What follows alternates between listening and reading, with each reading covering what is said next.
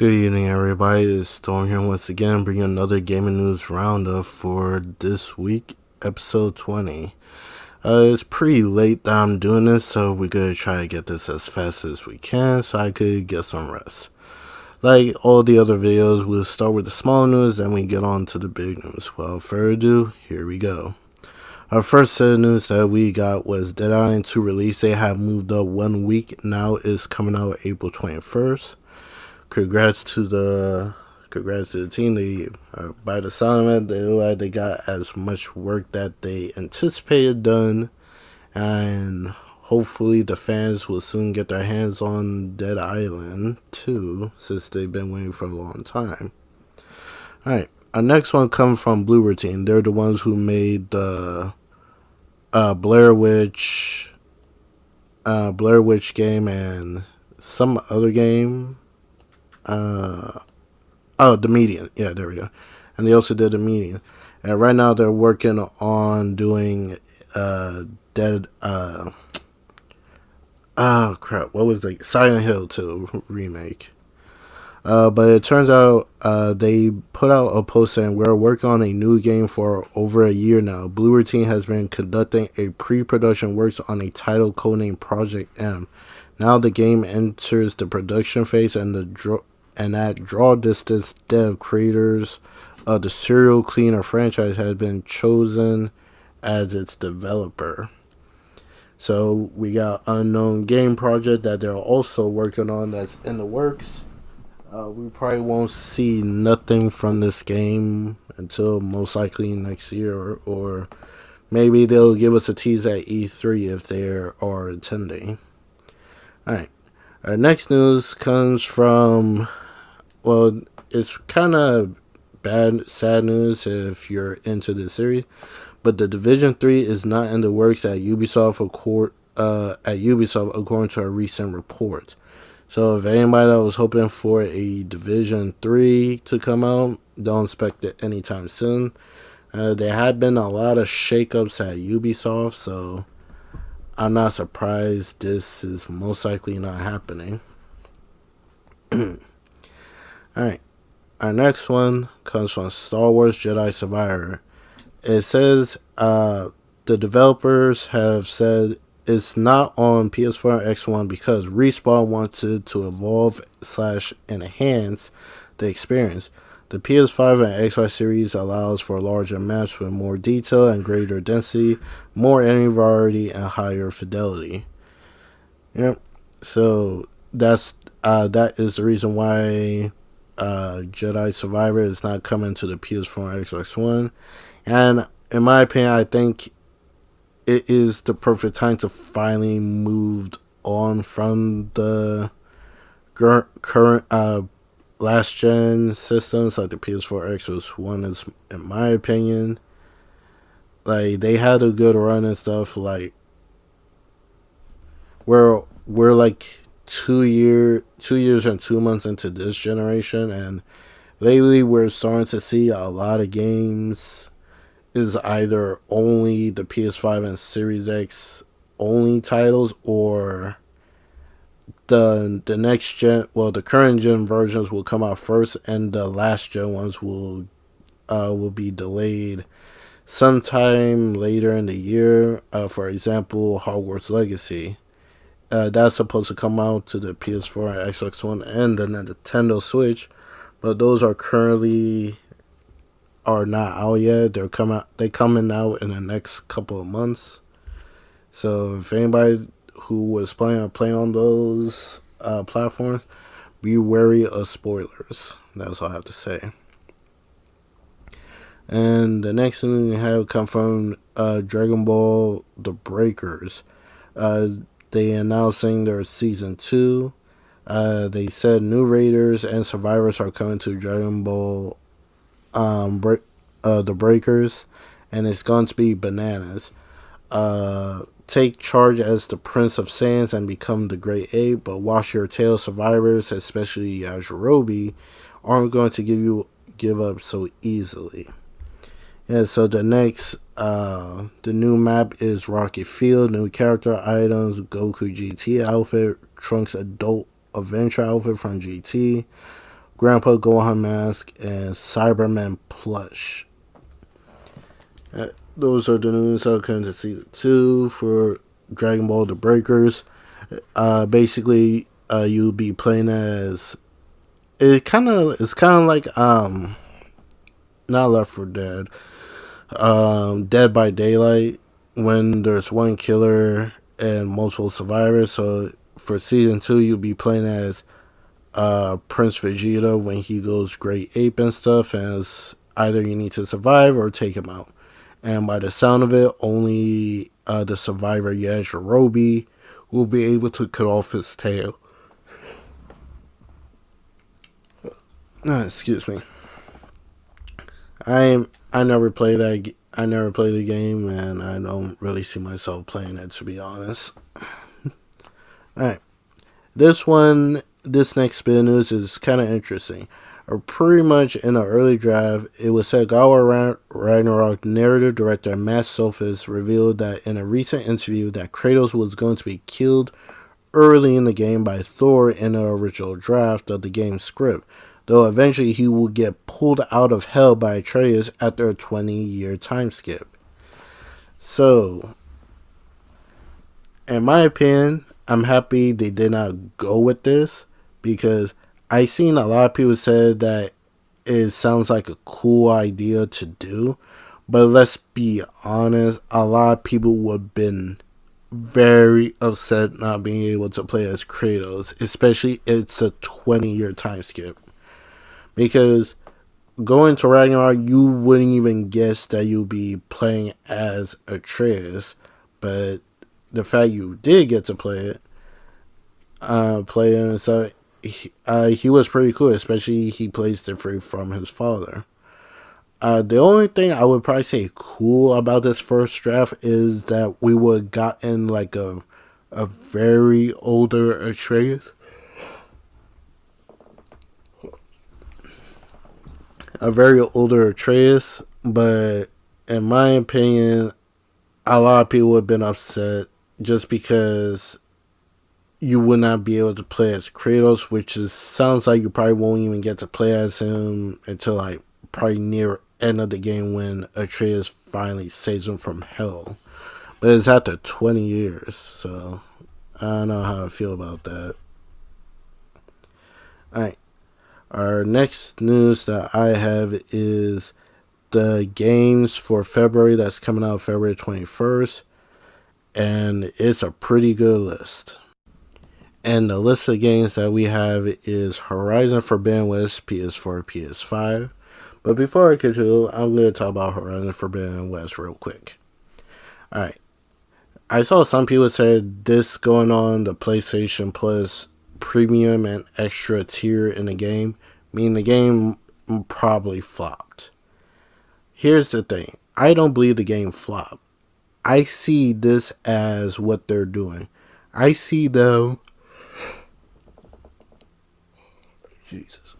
I see them as getting more people to get the game so they could have more sales for the DLC.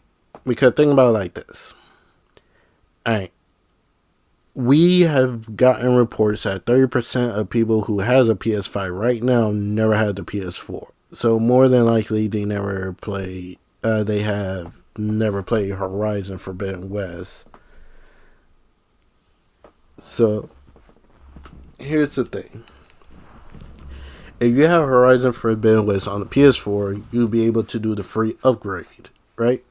And the only thing you would just have to do is just buy the DLC. But if you're one of the people that never play Horizon Forbidden West, because more than likely you went out to get Elden Ring instead, now you could just get the PlayStation Plus extra tier and you'll be able to get the game and buy the DLC. I just see this as, for those people who have not played Horizon Forbidden West, you got a better chance of getting the game without having to buy it, and you just have to pay for the DLC. And that's my guess why it was added to this tier. But other than that, let's continue. Next one, we have The Quarry, PS4, PS5. Resident Evil 7 Biohazard, PS4. Outriders, PS4, PS5. Scarlet Nexus, PS4, PS5. I strongly recommend that game if you're into JRPGs. Alright, our next one is Borderlands 3, PS4, PS5. Tekken 7, PS4. Ace Combat Skies Unknown, PS4. Earth Defense Force 5, PS4. Uninaki, PS4. Lost Sphere, PS4. Iron Setsuna, PS4. The Forgotten City, PS4, PS5. And the classic games that is coming into the PlayStation Premium tier is, this one was a lot of people was asking for. It is The Legend of Dragoon, PS1, which they did said originally released on the PlayStation. It will have enhanced with up rendering, rewind, quick save, and custom video filters. So I believe I did saw it say it will have trophy support. I seen a lot of people spoke highly about this game and wanted it come to the premium classic for so long. So when these games, when the game finally drops, I'm gonna try it out just to see what made this game such a big talk game for it to come to the premium tier. Next we have Wild Arms 2, PS1, and Harvest Moon Back to Nature. And the last game we have is Destroy All Humans, PS4. Alright, to be honest, in my opinion, this is a very, very solid month for the PlayStation Plus tiers list. Like, some of these games I did play. I definitely played No Horizon Forbidden West, and I definitely played Borderlands 3. So I do want to try out Ace Combat, and I play Scarlet Nexus. I want to try out Ace Combat. Maybe I'll give Outriders a crack, because when I played the beta or demo that they had for it, I was not all that impressed. So maybe after a while, the game been out with all the updates and stuff, I probably will have a better experience. Maybe I'll try out Tekken 7. This is more than likely because Tekken 8 is supposedly coming out sometime this year, so I can see that. And yeah, besides those other games, I'm definitely looking forward to it. Alright, on to our next news that I have here. It is this comes from WB Games when it comes to their Arcade Fighter multiverse. It's being reported that Multiverse has seen a drastic decrease in the number of daily players, which has seen its peak player count on Steam drop more than 99% since the launch. And that is crazy that the game basically player base and it basically dead at this point. Because I played a little bit of it. I just wasn't crazy about it. But in my opinion, I don't think I have seen any new update like a characters being added to the roster and stuff. I think the last time I heard about it was Black Adam and the Gremlin. But yeah, another games as a service is struggling right now. It's unfortunate to see. Alright. This comes from Crystal Dynamics. They have commented and said Crystal Dynamics at VGC and Eidos Montreal are expected to release 5 AAA games by the March 2028. And it's not out of the realm of possibility that they could get to that, because we just gotta see what game they put out now that they're no longer under Square Enix. So I'm curious to see how well they do with the supposedly still with the Embracer group. So I'm looking forward to see what they have cooking. Let's see what it is. This is a new studio that had been built. They go by Wildlight, and the report says for them are a new AAA studio, Wild Light Entertainment, has been revealed, comprised of veterans from Respawn, Infinity Ward, Naughty Dog, Sony Santa Monica, and more. The studio is full-fledged and has been working on a new IP for some time. So, a new studio has stepped into the ring of being a game developer. I wish them all the best of luck. I'm curious what game that they're thinking about doing, especially you're out in the middle of the boat. So, I can't wait to see what they got cooking. Alright, the next one I have is very, very sad to hear. It's pretty much, it says Saints Row reportedly cost over $100 million to make. Since the game sales bombed, Embracer Group is now being more selective with games that it greenlets. So, yeah. For what people said about Saints, the rebooted Saints Row, it just, like, how the heck you messed this up? Like, I don't know. Like, more than likely, we're probably not going to get another Saints Row, especially Embracer is going to be more strict on what games should be greenlit or not. So it's very hard to see that. Alright. Our next one comes from Square Enix are not considering adding any tracks from Final Fantasy 16 or Endwalker into the Theater Rhythm final bar line at the moment. With regards to the 16, the development team wanted to play the game first to better understand how it might work in game. So I could agree. If you have not played the Final Fantasy Rhythm game, I truly recommend it. It's actually really fun. There is a demo on the store. And I saw some people were a little bit upset that they're not going to consider it stuff. And let's be honest, if you would have gotten that soundtrack and stuff, you would have been blasting it all over your house. Especially you haven't told them like what's the noise or where it came from. So yeah, it is what it is. They'll probably change their mind in the near future if they will want to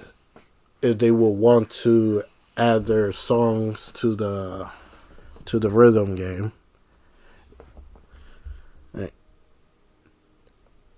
This one comes from Ichiro Hazama.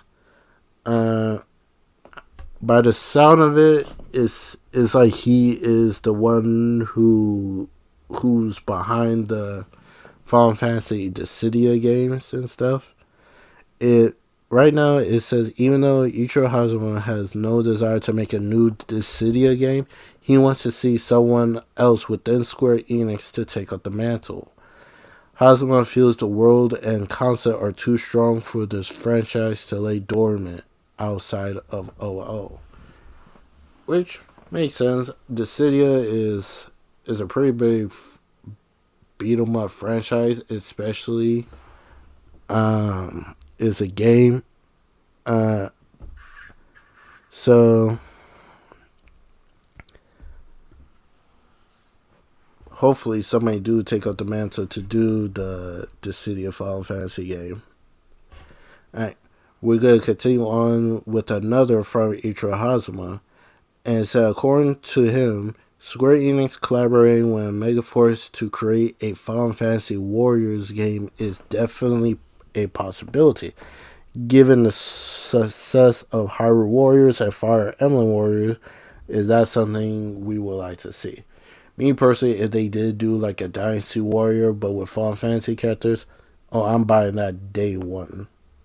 Like, I will definitely play it for day one, especially just fight waves of enemy and your ultimate attack just turn out to be your limit breaker and stuff. That would be freaking dope. Alright. Next one comes from Sony Interactive Entertainment, head of software business for China, Sean Kelly.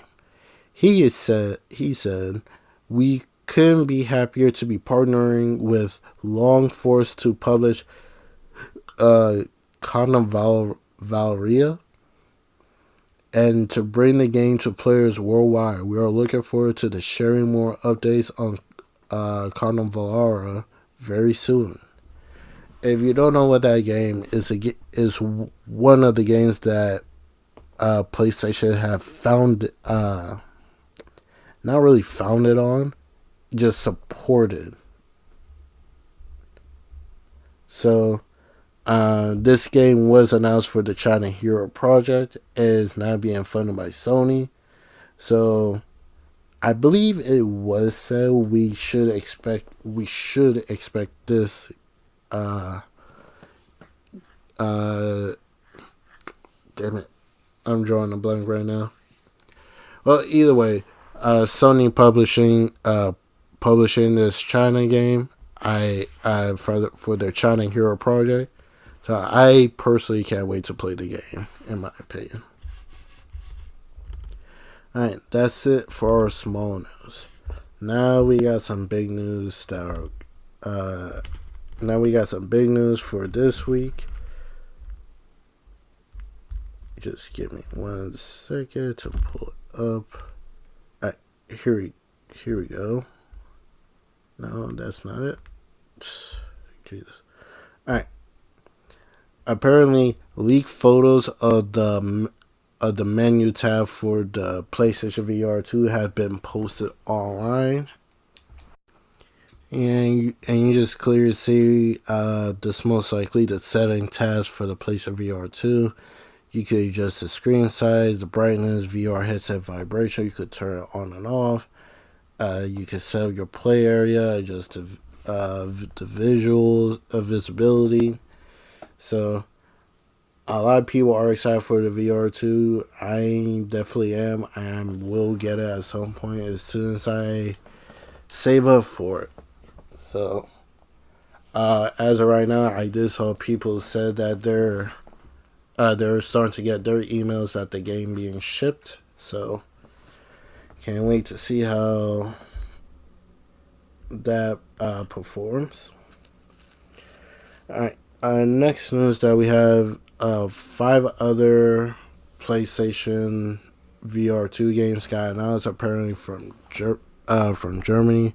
We got Gorn, Solaris Off-World, Combat 2.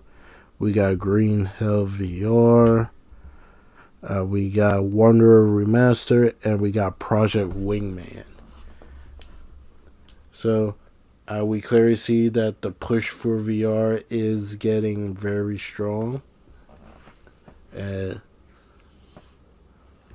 I'm happy that VR is starting to get some type of limelight, because even though people say the game is niche and so, VR will always have a dedicated fan base to get the latest new equipment, try it out, and to see how well you play. So, alright, our next news comes from, what is this one? This comes from the developer for the Sonic Frontier game.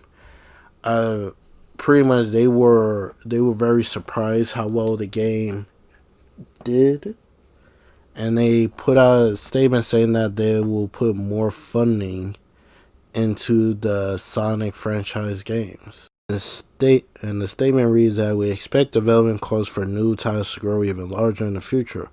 We still strive to ensure solid quality in the development of major titles from our existing franchise. However, development labor costs will rise due to the impact of the global external environment, and we expect this trend to continue for our foreseeable future, since it is necessary to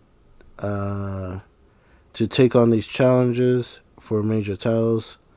We are proceeding with a bigger budget, and even though the basic research stage, this therefore we assume that development costs for the future new titles will increase accordingly. Unfortunately, that how the game is going. Kudos to them. I can't wait to see if the future Scion games will definitely improve over time. Alright.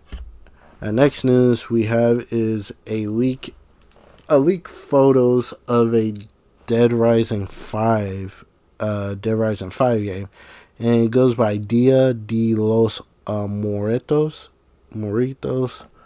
I probably botched that. Yeah. Yeah, the game go by Dead Rising Dia de los Moritos, and basically this is a canceled Dead Rising 5 game that was in development. When I looked at the info, it didn't say when it was in development or how long it was. These are just some screenshots, as you can see on the screen right now, about how the game was progressing and stuff. And I believe, if my memory is right, I believe the reason why it was canceled because the studio shut down. Like, the studio got closed down and stuff, so that could be the reason why it was canceled. Well, yeah, that's unfortunate, because I know somebody who's a big, well, he's a fan with zombie stuff in general, but he is into the whole Dead Rising game, so yeah. Well, that's all the news I have for you for this week. I hope you guys enjoy the video, and I'll catch you guys in the next news breakdown. I'll catch you later, and have a good night.